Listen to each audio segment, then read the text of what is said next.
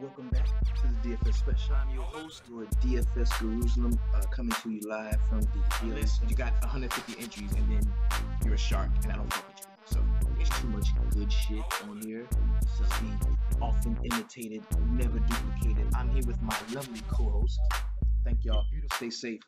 Enjoy. I may have been calling in to work. You're gonna be in the running for the snowflake of the year. Get your shit together with your snowflake. I got the crib, man, and I'm just finishing up. Stop. Throw them bitches in the main. I'm telling you. You're gonna see the results, bro. You're gonna see it. This is what's really gonna help you out. You know how I feel about the home dogs. There's a lot of fight in the home dogs, and I really think a lot of shit to go over tonight. Who that scored all them points over there? Player of the night. Get him in your lineups. Get him in there. And let's go get this money. Thursday, let's go. And remember, in the sweatshop, we always keep it 300.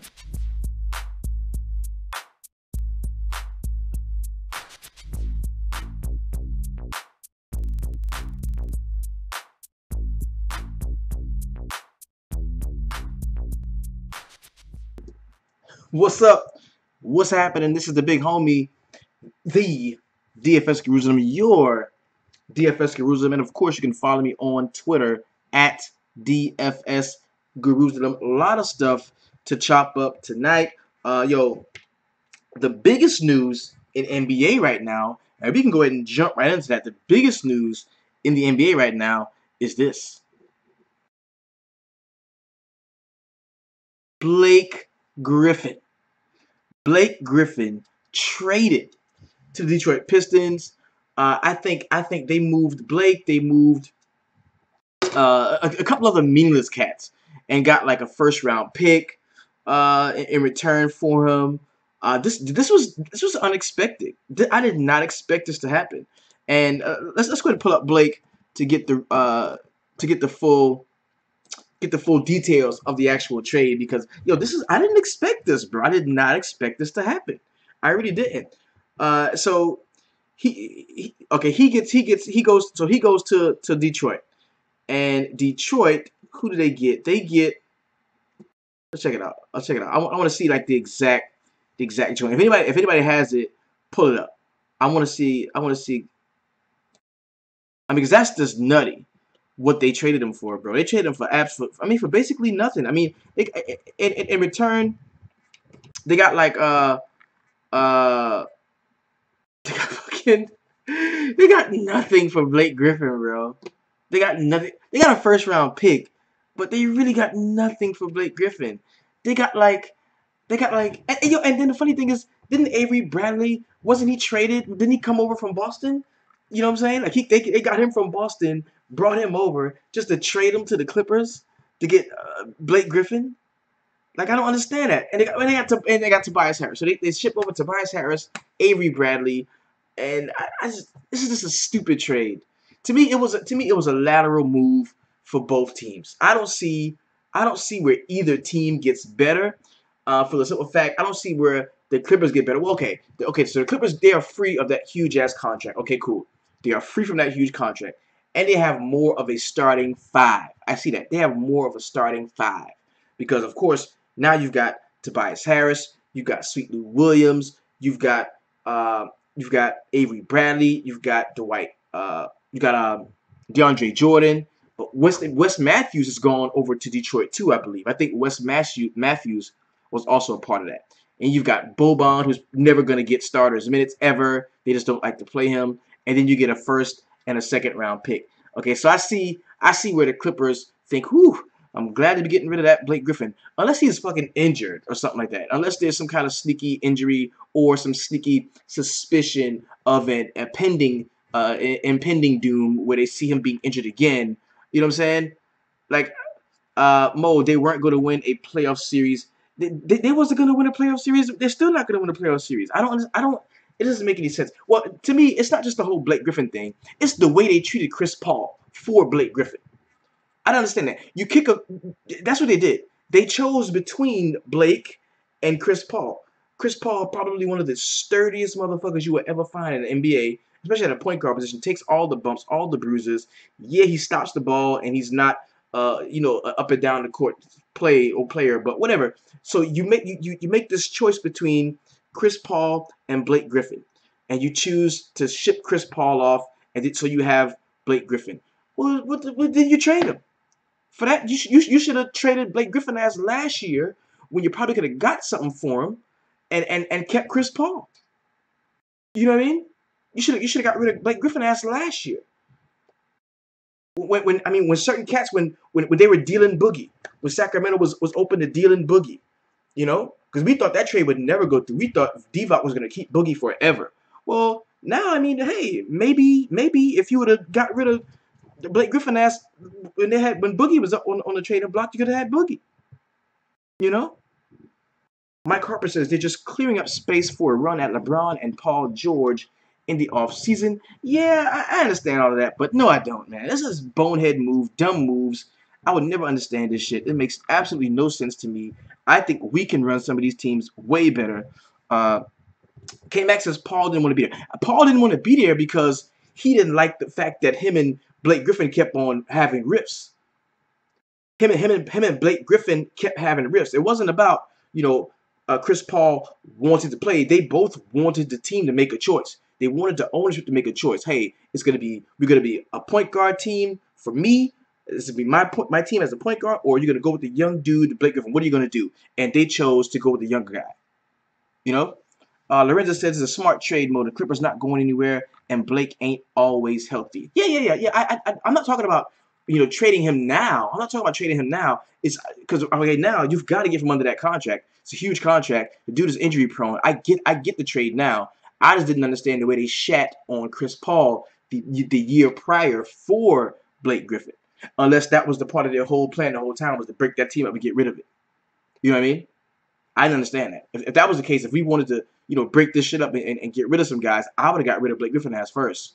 Especially when Boogie was up for grabs. Right? And just think, both of them talk, and they both, exactly, and both of them talked DeAndre into staying when I think he was going to go to like Dallas or something, and they talked him into coming back. Isn't that crazy? Into not leaving. Isn't that crazy? Now he's stuck there by himself. Well, now he's got Avery Bradley and Tobias Harris and some other cats to ball out with. So hey, maybe this thing is going to be, maybe this thing is going to turn out differently. But the thing we got to look at, okay, the thing I want us to pay attention to is how does this affect Andre Drummond? Does this? I mean, because Andre Drummond is having a career year. I mean, at the top of the key, the ball's flowing through him. They don't have a true point guard, so we've seen DeAndre Jordan. I mean, not DeAndre Jordan, but we've seen Andre Drummond, play sort of a de facto point role at the top of the key, facilitating and whatnot. How does that change? Because Blake is a guy who's going to want to do that. Blake is going to want to do that. So how do they mesh? That's what I'm excited to see. What we can do with in terms of how how Drummond is gonna continue to flourish this year, because Drummond is having a career year. He's having a career year, and will there be enough rebounds to go around? This is gonna be tough.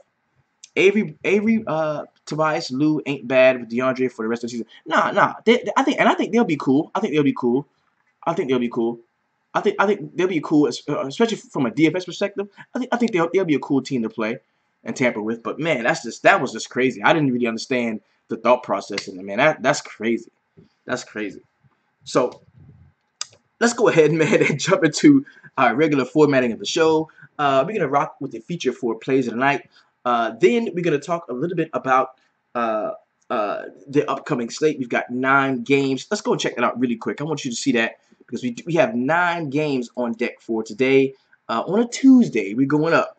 So this should be a really nice one here. The national televised games we do have is going to be Cleveland and Detroit. Like, they're immediately on. You got Cleveland, Detroit immediately. I'm not sure if these players that are traded are going to be accruing fantasy points. Let's make sure that we get some word on that before we go ahead and lock in those rosters. Usually trades take a second. They take a day or two to take effect, so they're probably not going to be getting points. So we've got Cleveland and Detroit, and see, that does affect Drummond. It really does. Because I loved Drummond going into this game. Before that trade, I was already looking at the slate. I was like, yo, Drummond against the Cavs at the crib is going to be nice. Well, now, if we get him playing in this game, I'm not really sure. National televised game, It's going to be on TNT at 8 o'clock. The late game is going to be the Portland Trailblazers and the Clippers. Isn't that funny? Both of the games that are nationally televised are going to involve the two teams that were in this trade. So now we're going to see a Blake Griffin-less Clippers close the night out with the Portland Trailblazers going to LA. And that's going to, oh man, that's going to be funny. Okay, cool. So, all right, there it is, man. So let's go ahead and jump into the feature four players of the night. These are the four most talked about, tweeted about guys in the DFS sweatshop, in the Facebook VIP, and as well as on Twitter. First guy I'm going to talk about is the Who Dat scoring all them points over their player of the night. This can go to none other than Tyler Ulis. Tyler Ulis was a DFS darling. Not a long time, not a very long time ago. He absolutely was. And now, I mean, he could barely get minutes, barely get on the court. Well, the overwhelming chalk today, once Devin Booker got ruled out, was Isaiah Cannon. Everybody wanted to get a piece of him. I think he was about 15 to 20% owned in most tournaments that I saw him in.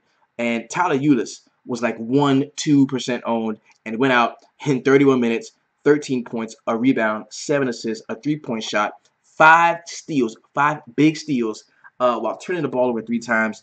Excellent game from Tyler Ulis. And at 3.5K, man, on a 6-game slate, if you play this dude, he definitely separated you. And you had the I'm going to take down a GBB mindset if he was a guy that you did play. So shout out to the homie Tyler Ulis. He is the how did I miss that play tonight. And Isaiah Cannon, man, what a snowflake. Next guy we're going to talk about is the how did I miss that play tonight. This burns me up especially. This is a personal play to me because I was all over Chris Middleton. There's a few things that I didn't like about that kind of drove me here. Okay, first things first, we knew that Giannis was coming up off of the sore knee, right? So he sat out the game for the sore knee, then came back and was on a back-to-back immediately. So he balled out in the first game, 70-plus fantasy points in the first game back from the injury. I didn't play. So I said, watch I try to play him this next game, then he's not going to play very well because I'm late to the party. So I said, you know what? Plus, he's on a back-to-back. If Embiid sits, I'm going to be ahead of the game. This is where you overthink. This is where you overthink. I was like, if Embiid sits, maybe they might sit Giannis because they probably feel like, hey, we don't need him. It's a back-to-back. Sore knee. We don't want to flare up. So we'll let him sit. And I was like, all right, cool. Now, because of that, I'm going to be on Chris Middleton. I'm going to be on Eric Bledsoe. And, Malcolm Brogdon is probably going to be out too. So I am overthinking like a motherfucker. I am planning and plotting what the fuck the people are going to do. And it's going to come back to bite me because I didn't play Chris Middleton.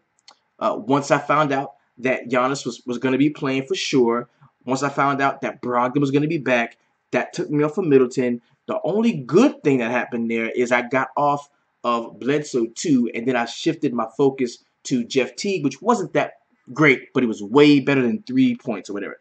So Chris Middleton, how the fuck did I talk myself out of you? How did I miss that? He is tonight's how did I miss that play tonight? Now, let us talk about the heat check play tonight. It can only be one person. It doesn't have to go to the guy that scores the most points. It doesn't have to go to the guy that's the highest in salary. But tonight, Giannis Antetokounmpo, you were the man. 11K was the salary on you. You brought back 64.5 DraftKings points. That was perfect. 36 minutes, 31 points, 18 boards, 6 assists, a block shot while turning the ball over 4 times. Awesome game. Shout out to you. You are tonight's heat check play of the night. And now we must discuss that one motherfucker. And you know what? At first, I wasn't going to do this to you. I really wasn't because the coach benched you. But you know what? I got to give it to you because guess what? You was dirty for what you did. You went out and you stole some money. Not only from me, you stole from the fam. But the funny thing is, I got up off you just in time to where you didn't kill my complete buy-in, but you did a lot to hurt me. And for that reason, tonight, you and only you, Mr. Eric Bledsoe.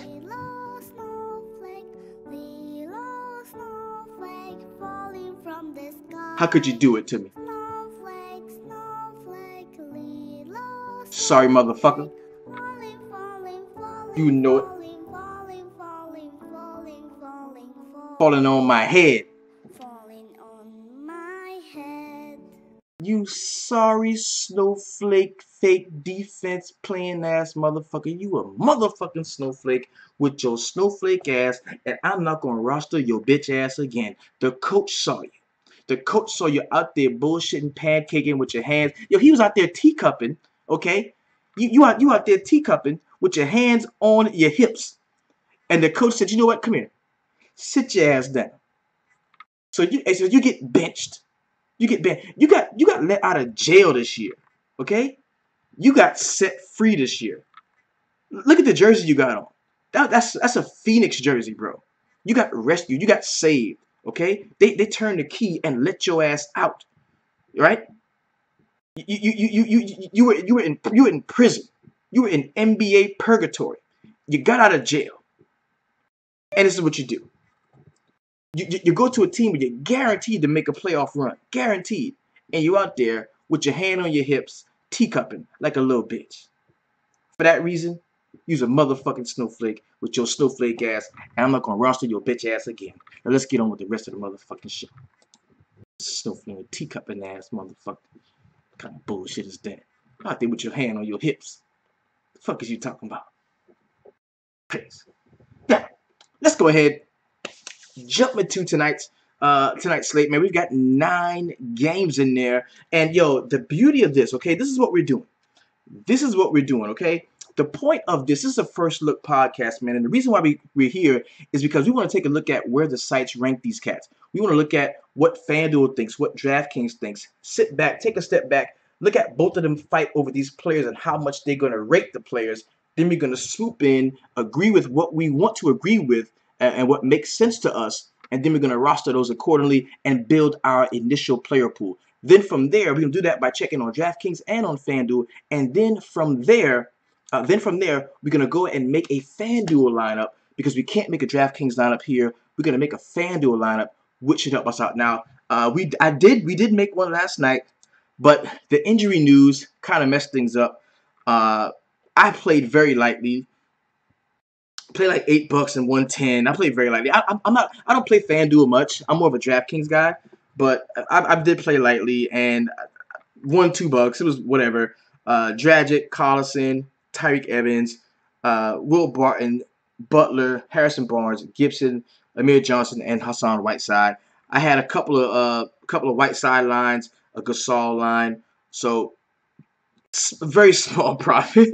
But I like the reason why I'm playing FanDuel is so I can keep abreast to what's going on between the sites, man. So decent night for us here.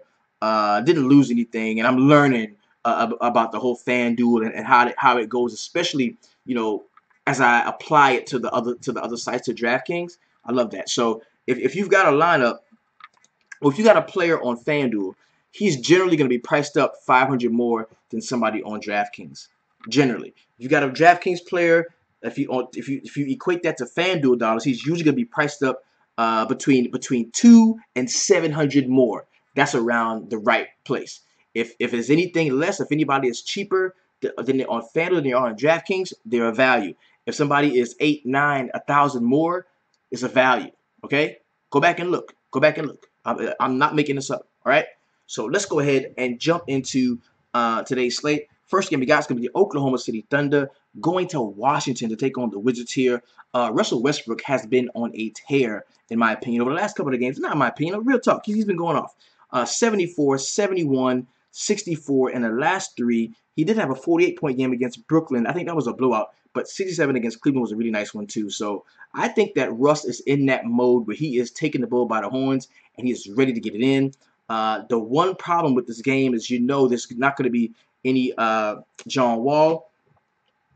So it's only a 3-point differential. The total is 220. So I don't think that's going to have a huge bearing on whether you can play these cats or not. So we look at Russell Westbrook. I kind of like him at 11-7. Paul George at 8-2 is definitely going to be playable. You got Carmelo Anthony at 6.2. I don't play Carmelo Anthony. I just go to the other side to see who he's going to be guarding, and look at old Markieff Morris sitting there without John Wall at 5.5, going up against Carmelo Anthony defense. Yes, I like Markieff Morris. He's looking Corey too. Then you've got Otto Porter at 6.4, Bradley Beal at 8.4. Well, yes, okay, yeah, Beal's going to be in play because Roberson is out. Roberson is out, so he's definitely going to be in play. He's definitely going to be in play.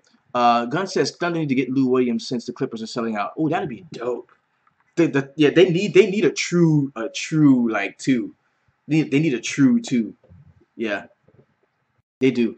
They do. They need a true two. That would be kill. That would be killer. Steven Adams at 6.5. This is not just me. I am keeping it 100% real with you. Yo, yo, what the Wizards limit centers. They do. Yeah, they limit centers. They definitely do. So Steven Adams at 6.5. While he is a guy, they do limit centers. Now they did play earlier this season, and priced at 6.6, he had 31.5 DK points. I think in this game where Satoransky is priced up enough at 4.5, where I'm just going to look at who Wall being offered the floor. Who does that benefit? The first thing I'm going to do is look at the guys that are already starting. Look at who the coaches already entrust to play the starters minutes. And it's going to be Beal, Porter, and Markieff Morris. Those are the guys that I really think you can get behind here. And I don't like to play bigs against Steven Adams. So Adams and the Washington front court kind of are going to cancel each other out for me. Give me some Russell Westbrook, some Paul George, maybe some Raymond Felton if I really get jiggy at 3.4. Other than that, don't really love that one. Don't really love it. Tim Frazier, yeah, Tim Frazier, he's the one who actually had a pretty good game last time out. Scored 37 DraftKings points in 27 minutes. He was priced at 3.3. He is now 4.1. So you ain't getting them at 3K anymore. You're really not. Let's go over to FanDuel and take a look and see how the pricing shakes out in terms of, from one site to the next. Russell Westbrook, 12.5. You got Paul George's 8.4. That's gonna make him a very usable play because he's the same price he is on DraftKings. So that's sort of a discount. You're getting a discount on Paul George at the small forward spot that usually is pretty hard to hammer down. Carmelo Anthony at 6.1. I think he's cheaper. So that's gonna be somebody I'm gonna take a look at. As we know, Markieff Morris is not a handful on the defensive side. Morris is 5.5, the same price. You can use him. Bradley Beal is 7.9. That is nice. Okay, so this is a case in point right here. Okay, it's a case in point. Now, what we see is Bradley Beal, 36% usage, the 24th ranked DVP against the shooting guard position. We know shooting guards can get off against Oklahoma City, right? Right. Now, pay close attention. He is 7.9 here. No John Wall. On FanDuel, that's on FanDuel, but on DraftKings, look at the price on him, and I think he's 8.4. He's 8.4. So he should be 8.9 on FanDuel.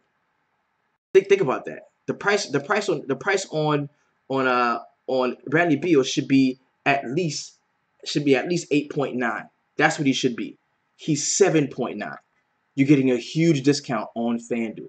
Am I saying lock him in on DraftKings too? No, but I'm saying if you're playing on FanDuel, you're getting a discount for Bradley Beal. So I do like him. And Otto Porter at 6.8. I think that's playable. Even though it's not a discount at all, but it's definitely playable. So I do like Bradley Beal on FanDuel specifically. The next game we got is going to be the Brooklyn Nets going to New York, or going to MSG to take on my New York Knicks. We've got 104.8 for the Nets, and you got 109 for the Knicks. The Knicks are favored here. 214.5 is going to be the total. We got Spencer Dinwiddie at 6.5. They gets it in against the Knicks against point guards is a thing. Point guards against the Knicks is a thing. We do have D'Angelo Russell. He should be back here at 4.8. We're going to have to look and see what's up with the minutes for him. With PG-13 defense, no Wall, and high ownership, no, I'm good. Just key for me. And I can see, whenever you got a guy that just scored 70 some odd points, and then you want to play that portion of DFS, you want to play the ownership game when it comes to DFS. I get why, man. This dude's probably going to be 25-30% owned on a 9-game slate. I understand why on DraftKings you would say I'm gonna fade Beal, but I don't understand it on FanDuel. On FanDuel is 7.9, bro. He's gonna get 38, 40. He's gonna get that. You know what I mean? Like he's gonna get 40 points on FanDuel, right? He's gonna get 40 on FanDuel. you know. But you need him to get 48 on DraftKings, but he's gonna get 40 on FanDuel. So I get it. I get it. I get it. All right, so Spencer Dinwiddie at 6.5 looks to be playable here. Alan Crabb at 4.3 is somebody who I think I can get behind as well. Damari Carroll at 5.7. I do like Damari Carroll. Yo, I like the Nets here. I like the Nets here. Ronnie Hollis Jefferson should be out. Karis LeVert should be out here, and of course, Jeremy Lin is going to be out already. I kind of like the Nets here, man. I do. I think Quincy AC at 3.7 is playable. None of these guys really scare me in terms of defense for the Knicks. On the other side, Tim Hardaway Jr. at 6.5 looks to be playable. Kristaps at 8.1. Yo, that's a pretty cheap price for Kristaps, man. Let's take a look. Let's take a look at what he's done against them. He's seen him 3 times already this season. 41, 23, and 49. Now, in the 23, he only played 18 minutes. He hasn't played 30 minutes against the Nets so far this year. He hasn't played 30 minutes against the Nets so far this year. And right now, they have him projected for 35 minutes in this game. So I definitely think he's going to be in play. Eric Gillen says, Trey Burke. What do you think about Trey Burke? Yo, he's been getting some solid minutes off of the bench, actually. We've got Michael Beasley, Kyle O'Quinn, Frank Nitti at 3.7. I don't love a lot of this shit. I really don't. Allen, Jared Allen really just gets more minutes. Minutes for Russell now, over 23. Yeah. Hopefully, we can see him out there. Let's take a look. I want to see. Yeah, he hasn't played. He hasn't played like 3, 4, 15, 12. He hasn't played more than 15 minutes yet so far. And I'm talking about D'Angelo Russell here. So I don't know if I can get behind that. Joe Harris is kind of tempting too at 4.1. I think that's a usable play. Let's take a look. I'm gonna look at on FanDuel and see what the prices are for these cats. Dinwiddie is cheap as shit, bro. He's 5.5 on FanDuel. Dinwiddie is 1,000 cheaper. That is crazy. Spencer Dinwiddie is 1,000 cheaper on FanDuel. That's nuts. Damari Carroll 5.5. He's gonna be cheaper by 200. Alan Crabb is 4.5. AC is 3.6. Zeller 3.5. D'Angelo Russell 4.7. Harris is 3.9. Usable. We got Kristaps is 8.8. So he's priced up 700 more than he is on DraftKings. I think that's a usable play. Tim Hardaway is 100 cheaper. I can use him. Yo, Cantor, what's the deal on Cantor? You said Dinwiddie is better at home. They're in New York though. Is he? Where's Dinwiddie from? Is he from like fucking upstate New York or some shit? Cantor does not have good games against the Nets. 15, 27, 25.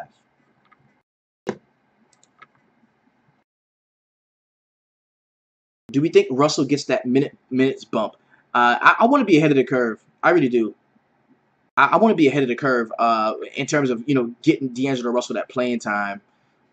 Before he breaks out. But I think I'm gonna have to see him actually start.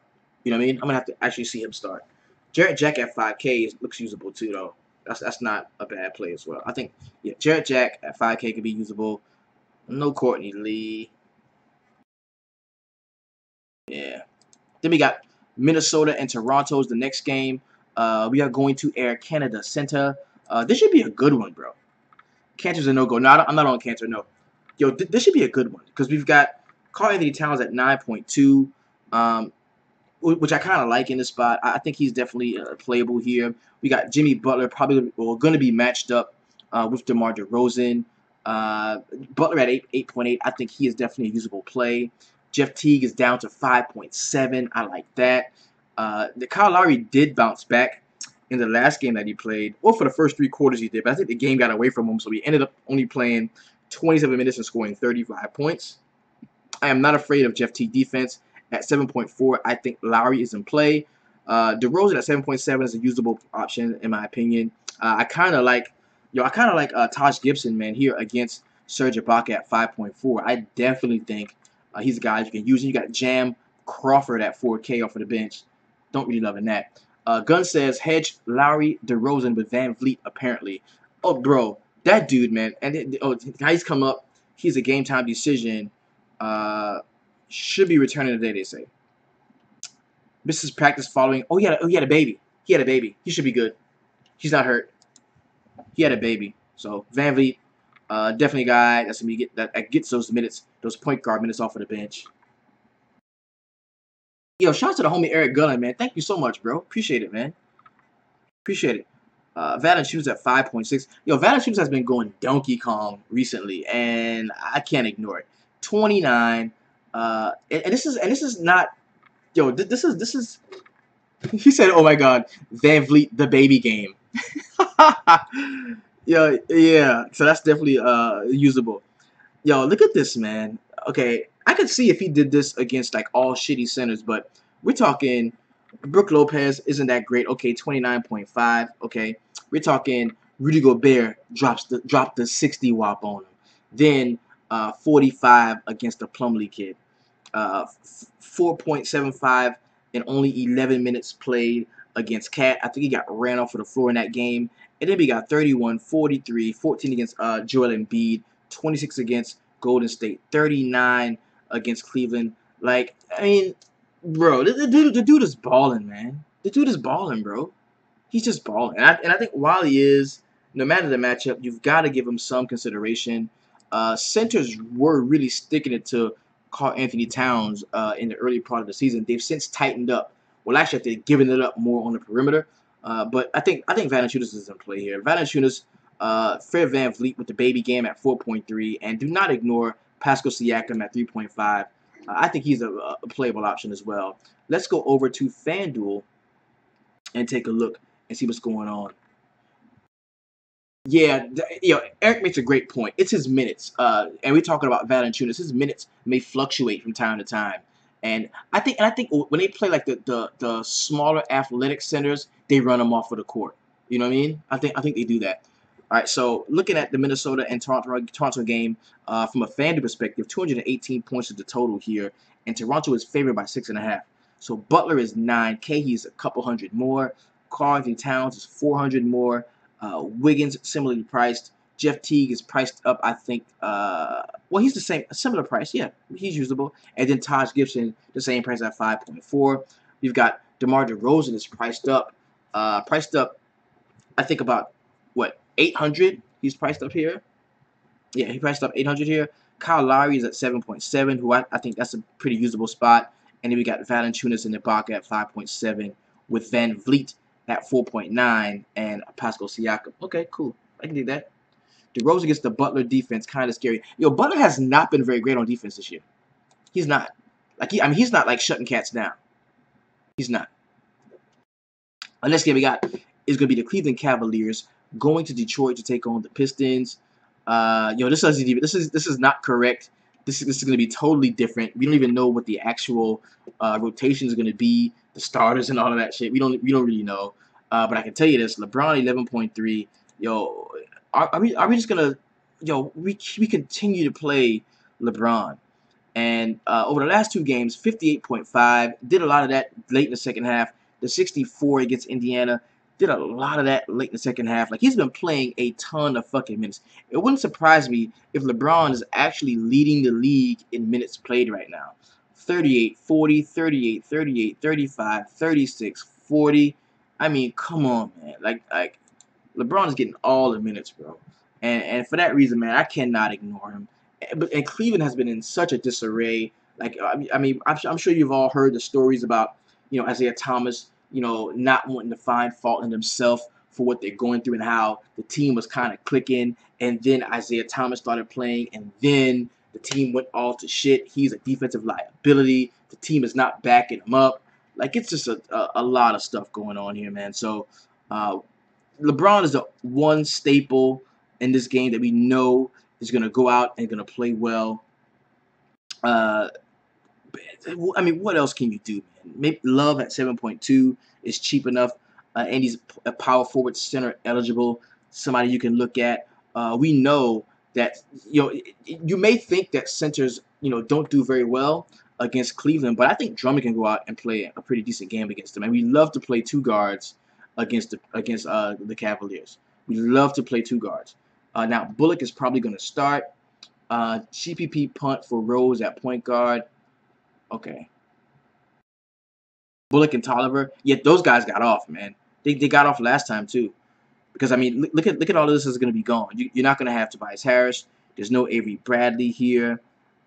So you got Reggie Bullock and Todd. Is Stanley Johnson going too?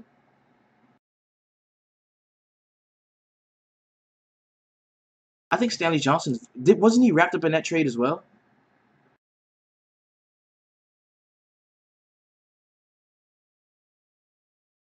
I'm not sure. We'll get some more clarity on this one. We will. But I wouldn't be surprised if you take the high road and not even play this shit, bro. IT at 5.9. I want to be on him when he goes off. Starting to affect him in my eyes. He looks sloppy in the first half, so by the time the second half comes, the game is over. He needs a rest day because they're running him into the ground. And I agree with the way LeBron is playing. I really do. Okay, so Stanley stayed. Okay, Stanley stayed. Stanley stayed. All right. The white bikes at 3.4. Oh my god. So let's go check over on FanDuel and see what the pricing is.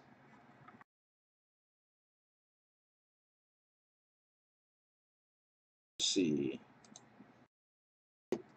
LeBron 11.4. Love is okay. Okay, finally, this is a good thing.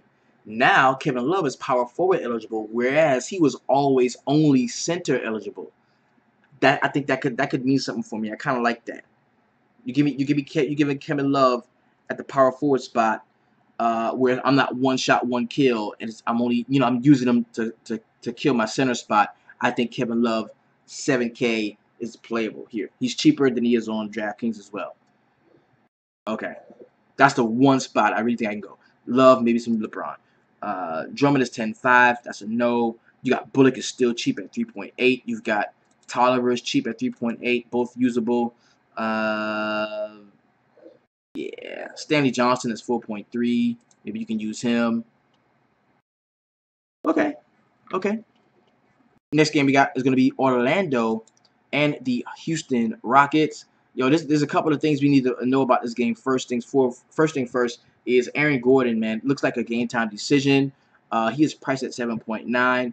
If Aaron Gordon can't go, that means you're going to see a lot more minutes from people like Evan Fournier. Bismack Biyombo is going to be out there a ton. You're going to see more Keem Birch at 3.8. You're going to see more Hezonja at 4.5. And this is an up-tempo, up-pace matchup. The game could blow out, but there's so many people hurt here. Isaac, Ross, Vooch, Aaron Gordon. There's so many people hurt here that even if this game blows out,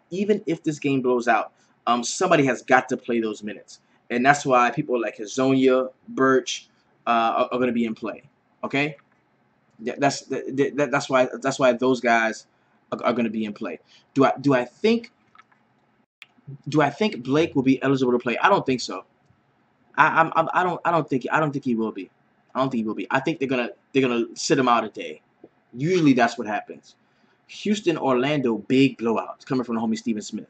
And we hate to predict blowouts, but I gotta be honest with you. It's kind of what this is looking like. It's kind of, especially if Aaron Gordon can't go. It's kind of what it's looking like. This does benefit. Gordon not playing would benefit Jonathan Simmons. It would benefit Bismack. Fournier would benefit from it. Kind of don't want to play Elfrid Payton. I kind of would love to play who's ever guarding Elfrid Payton because he turns the ball over so much. And Chris Paul here is a game time decision at 9.4. So if Chris Paul is out for some reason, oh my god. If Chris Paul is out for some reason, now he's out of groin. He is questionable. It's unclear how much jeopardy Chris Paul's status could be in, but he pops up on Monday's injury report with a soreness in his right groin. Paul will likely take it easy over the next 24 hours before being evaluated at shoot-around Tuesday morning.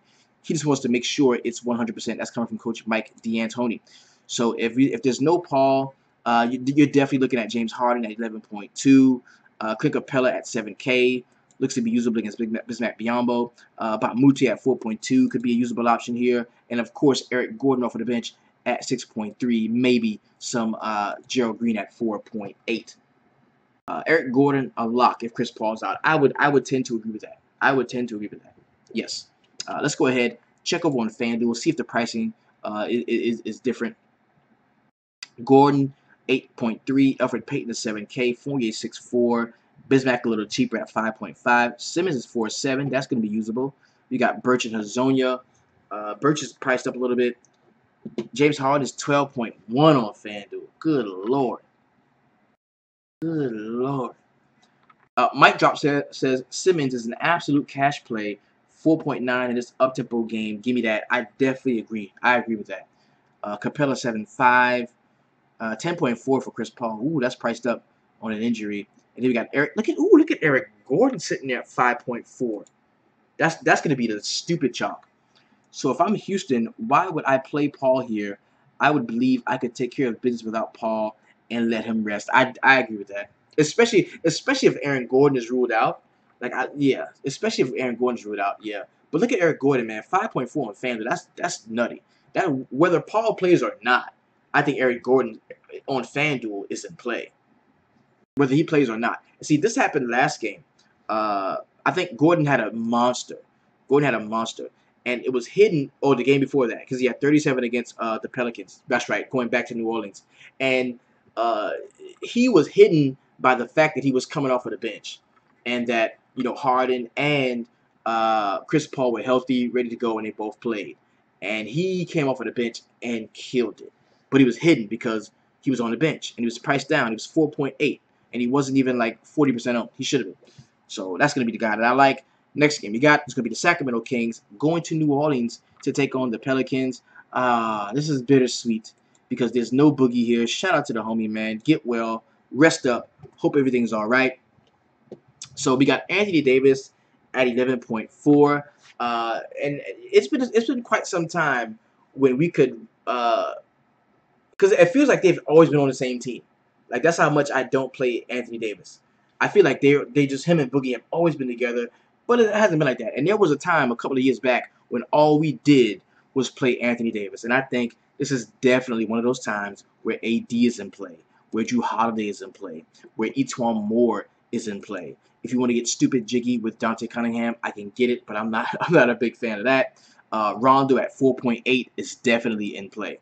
And this dude was at Sacramento, I think, a couple of years ago. Bogdanovic on the other side at 5K. He is in play. De'Aaron Fox. Yo, do not get it twisted, bro. The Pelicans, do not get it twisted. The Pelicans give the ball back faster than any other team in the league. I think they lead the league in shots inside of the shot clock. Like, I'm telling you. So Sacramento's in play here. This is actually a game I really like. I really like this game. I do. Scal is a game time decision if he does play. It's gonna be real tough to run him out there against Anthony Davis. That is barbecue chicken.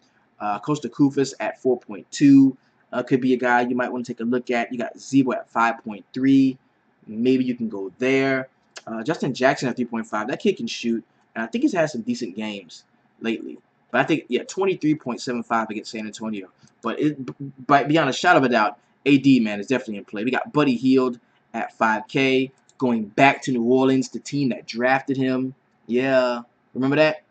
Going back to New Orleans, the team that drafted him. Look at all these game time decisions, man. You got Scal, Garrett Temple, Malachi Richardson, Willie Cauley-Stein is out, Frank Mason is out. So, yeah, the Pelicans are very bad defensively. And I think losing Boogie only, it bolsters that. But what it does do, it does want me to take a look at Darius Miller as well at 4.5 off of the bench. He can be a scoring spark that you might want to take a look at too. That's pretty nice. Let's take a look over on the FanDuel side. We got De'Aaron Fox 5.7, Bogdan is 5.1, Costa Cooper's very cheap at 4K. That's going to be kind of usable there. Justin Jackson is 3.6, Zebo, and you got Anthony Davis is 12.5. He's priced up. Drew Holiday 8.5, Etuan Moore 5.7, and so you're not getting any you're not getting any breaks on the Pelicans here.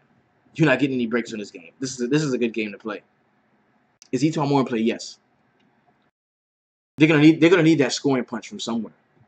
You're not getting a break on this one, and you shouldn't. Okay. Next game we got is gonna be the Denver Nuggets going to San Antonio to take on the Spurs. The Nuggets are on the second leg of a back-to-back. Paul Millsap, Plumlee should be out here. Wilson Chandler, it's a good chance he's going to be out. So this game kind of screams, give me some Trey Lyles here. I like him automatically. He really jumps off of the page for me. Will Barton at 5.8 could be somebody we could consider. And, of course, Jamal Murray at 6.2 is kind of interesting. He's kind of interesting. On the other side, LaMarcus Aldridge, yes, at 8K, I like him. Paul Gasol at 6.1, not so much. Give me some DeJounte Murray at 5.9. I like him in this spot. I want to see what he's done against them so far. 13 in 11 minutes he played against them last time. Kyle Anderson at 4.6. Yo, Kyle Anderson is cheap. Kyle Anderson is cheap, bro. He had 26 against them last time in 25 minutes. Priced at 5.2. I kind of like Kyle Anderson. I like Kyle Anderson. I thought New Orleans gave it up to big men. Yeah, I like Trey Lyles, gun. I like Trey Lyles, especially in this matchup, bro. I think he's in a solid spot. I like them. Is this one of those Manu Ginobili spots where he comes off of the bench and wreaks havoc? What did he do against him last time? 12. But I like Kyle Anderson here though. Kyle Anderson and Trey Lyles really stick out to me. LaMarcus Aldridge as well in this game. Let's go over to FanDuel, take a look.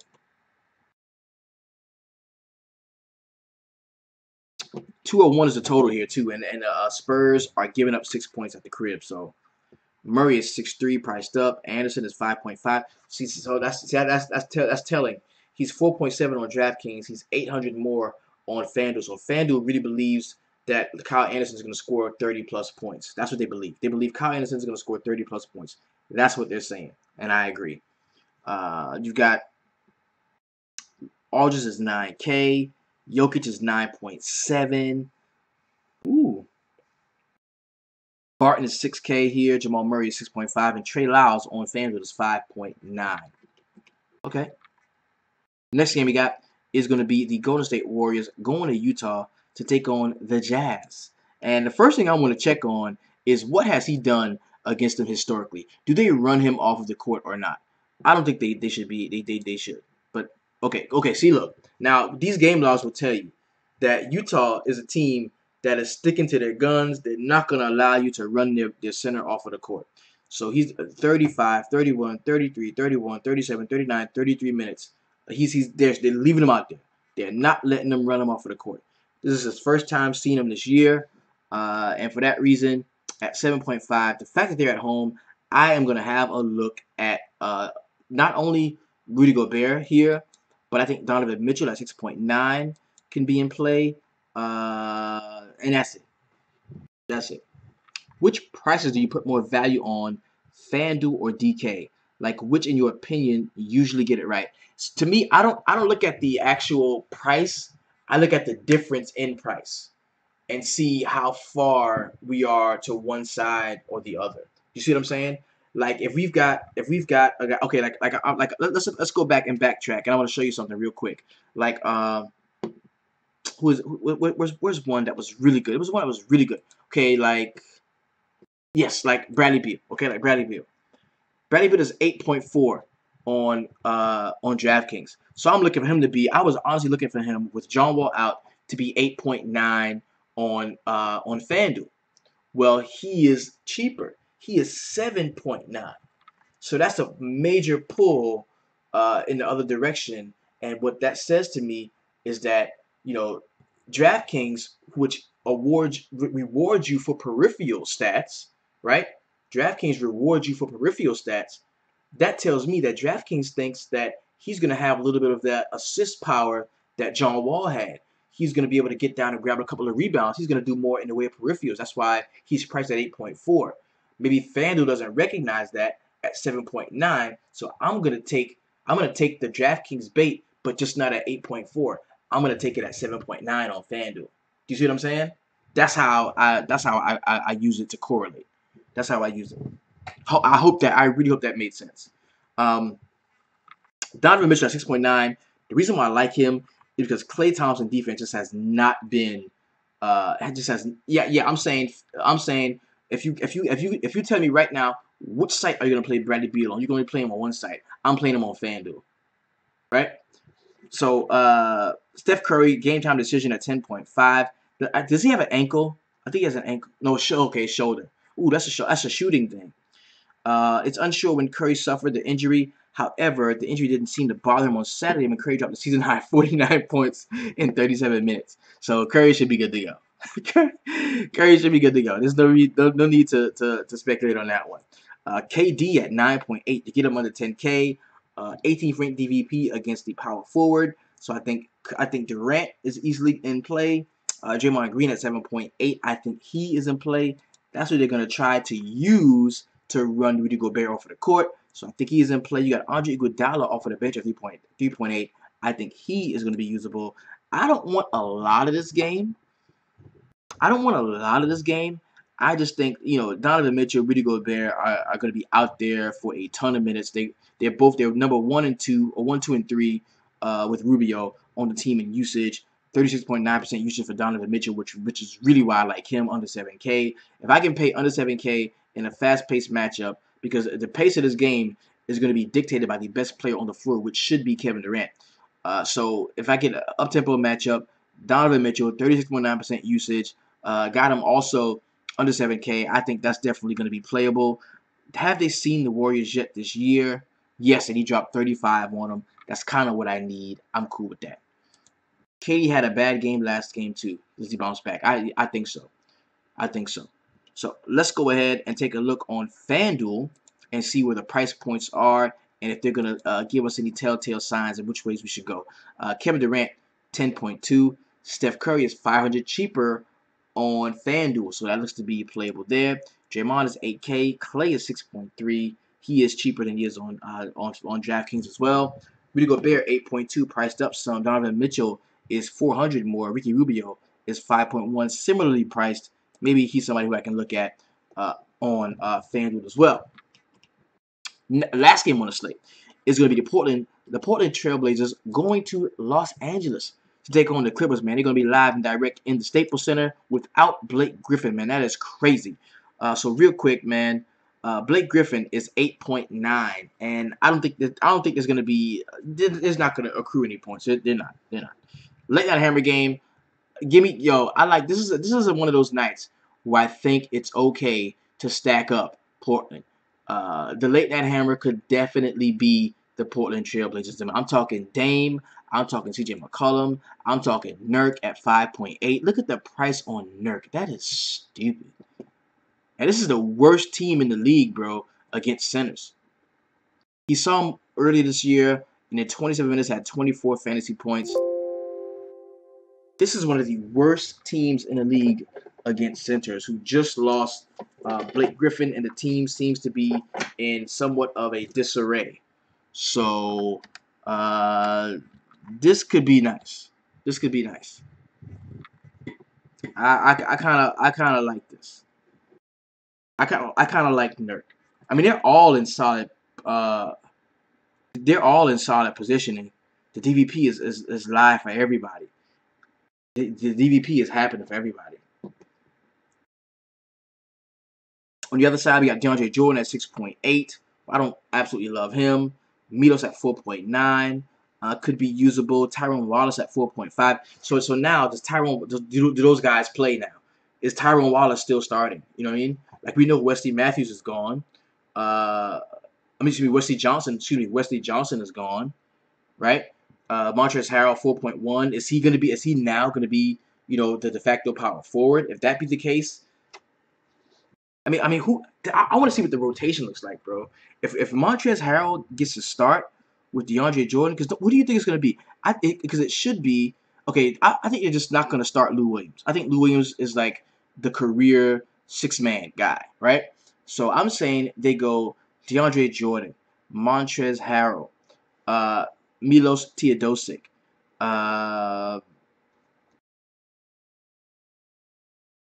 Tobias Harris, and God dog it, yeah, and then Avery Bradley maybe. Like I really want to know what the starting lineup is gonna look like, because they could go a couple different ways. It really could. There's only like one. There's only one guy who I know is going to be in it. You know what I mean? DeAndre Jordan. But Harrell should be starting, bro. Harrell should be starting. He should. So I'm gonna highlight Milos. I'm gonna highlight Montrezl Harrell, and we're gonna have to wait to see what comes out for everybody else. Lou Williams is 8.2, and we always say, man, that's too pricey for Lou.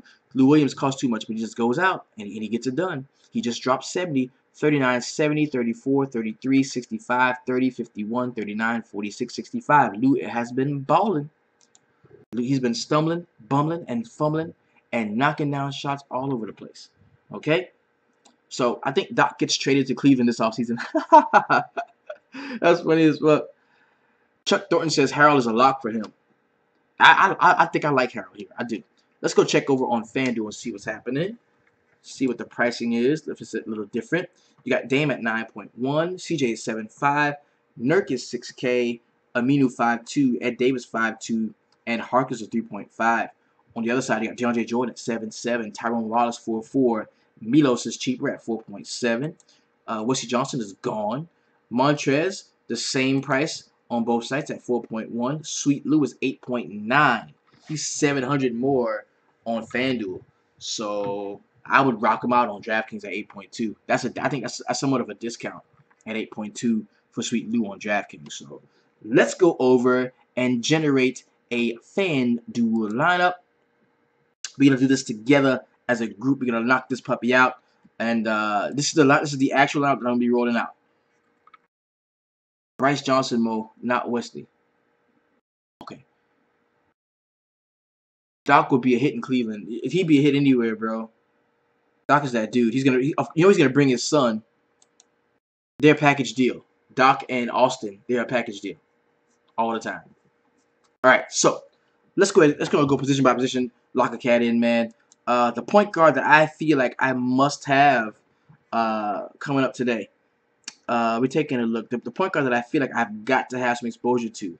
I really like Spencer Dinwiddie. I really think he's in play. Tim Frazier is 5.4. That is nutty. I really think he's in play. I kind of like him. But how can you get around? I'm not playing Westbrook at 12.5. I'm not doing that. I'm not playing Westbrook. I'm not. But I like Lowry though. Got Lowry here. The shooting guard that I'm playing is Bradley Beal at 7.9. We already established that. The small forward that I like. Joy Otto Porter. Who was that I really like? Kyle Anderson at 5.5. I really like Kyle Anderson in this spot. And then the power forward that I liked a lot. Anthony Davis is 12.5, dog. Good lord. That's priced up. I did like Kevin Love some. I don't want to. Trey Lyles. I like Trey Lyles. Okay, so you got 6.6 per player. The stud that I gotta get my hands on is a stud that I've got to get my hands on. Is it LeBron at 11.4? Is it my other shooting guard? We already talked about that. That is the homie from Houston. We got to get some of that. Eric Gordon. Then at 12.5, he would need like 70. Yeah. Ed Davis. Middle of the value play at small forward. Is he a value here? He's not really a value. He's 4.7. Jonathan Simmons is starting in the spot, so I would take him. And I got 7.6 left in salary for a point guard, a power forward, and a center. Let's hammer down the center. Who do we like here? Gobert, DeAndre Jordan, then Capella, Adams, Cantor. Nurk is pretty cheap. He said only Russ can give you 70. Can we afford him? Can we afford Russ? Yes, we can. All right, so we got Russell Westbrook. We got Russ. We have no late night hammers.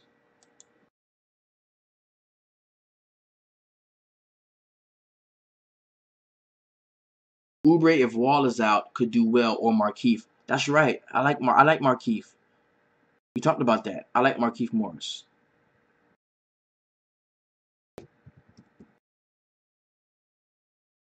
5.5. Yeah, I like that. But look at the center though. The center, we got shit at center, bro. We are paying down. Put Kufus there at center. I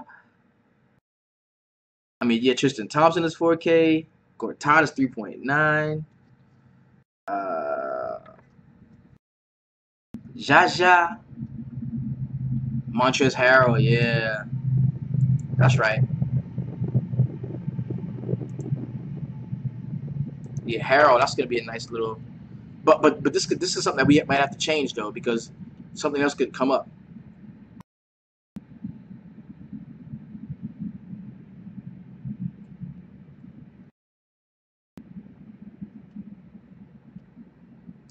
Montrezl Harrell and Nurk. He's my man, get off Westbrook.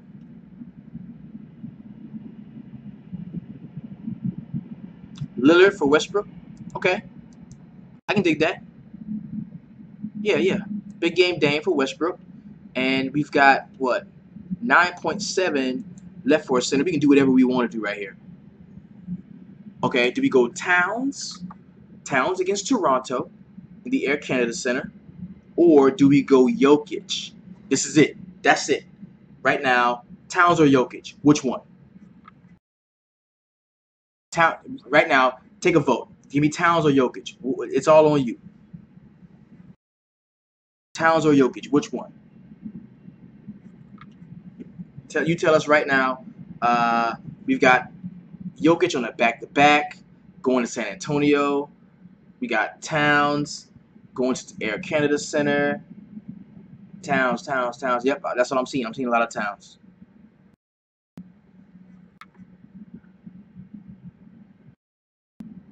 Towns. Okay, bam. So that's it. That is the FanDuel line. We've got Kyle Lowry, Dame Lillard, Bradley Beal, Eric Gordon, Kyle Anderson, Jonathan Simmons, Trey Lyles, Montrezl Harrell, and I'm sorry, wrong guy. And Karl Anthony Towns. That is the squad, bro. There it is. There it is. This is without like any crazy hiccups or mishaps. This is the DFS Sweatshop FanDuel line that I'm going to be rolling out. And stay tuned to me on Twitter, man. If something happens and somebody gets ruled out or something changes, I will definitely go back in and do some changing. I don't have exposure to the New Orleans Pelicans game the way I want to in this lineup, but I think this could be a good one. So that has been it. That is it for today's podcast. Shout out to all of the participants, man. Much love for all of you. Thank you all so much for checking out and coming out and joining me, man. If you want to be a part of what we do in the sweatshop, we do this in the sweatshop daily. If you want to be a part of that, very simple. You go to the website. It is www.dfssweatshop.com. Upon your paid subscription, I will usher you into the very best Facebook group online where we always get to the money and we do the damn thing. So very simple. You go here and you got two options. One is $14.99 per month. That's a monthly recurring payment. It's two quarters, 50 cents, two punk ass quarters, a half a cup of coffee, 50 cents a day. That ain't nothing. Then $119.99 gets you a full year, 365 all the way around. So definitely get with us, man. Come on inside the group and let's get to the money. This is the DFS Sweatshop where we keep it real, we keep it honest, and we always keep it 300. Peace.